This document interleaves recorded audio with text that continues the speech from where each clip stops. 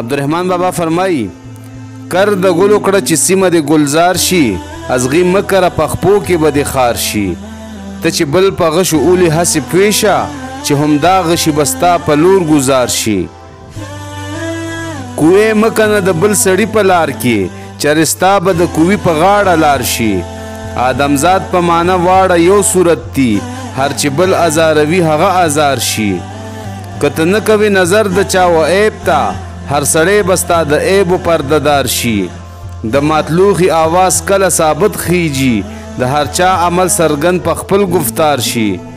لږ یې مه ګڼه که هر څو ګناه لږ وي دا چې لږ لږ وبله جمع کړي بسیار شي که بل بد کاندي ته ښه ورسره وکړه هر یو نخل چې میوه لري سنګسار شي هغه زړه به له طوفانه په امان شي چې کشتۍ غوندې د خلکو بار بردار شي خدای دې بد له لاسه مکه او که وي هم د رحمان دې له کلبدو استغفار شي